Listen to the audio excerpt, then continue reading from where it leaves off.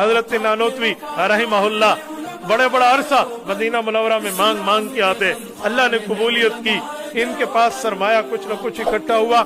इन्होंने रात को ये तय किया कि सुबह हम इमारत की बुनियाद रखेंगे। दारुल उलूम देवबंद के मोहतमिम मौलाना रफीउद्दीन सुबह उठे नमाज में, तो कहा नमाज के बाद मैं ख्वाब सुनाऊंगा, मिस्त्री मजदूर का काम बाद में करना है।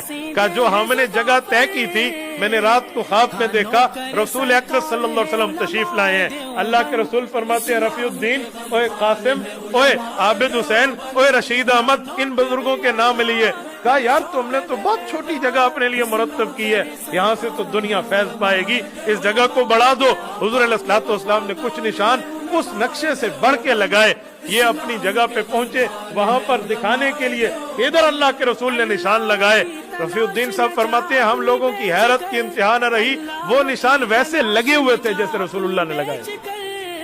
खुद साकी कौसर ने रखी मैं खाने की बुनियाद यहाँ, तारीख मुरत्तब करती है दीवानों की रोदाद यहाँ। ये दारुल उलूम देवबंद के तिराने के अल्फाज हैं।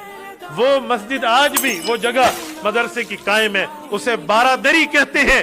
दारुल उलूम देवबंद में ये बारादरी वो जगह है जहाँ किसी तालिब इल्म को सबक याद न हो, वो किताब उठा के वहाँ चल दे और एक नजर अपने सबक पे फेर दे, उसे जिंदगी के लिए सबक याद हो जाता है। ये वो मुकद्दस मकाम।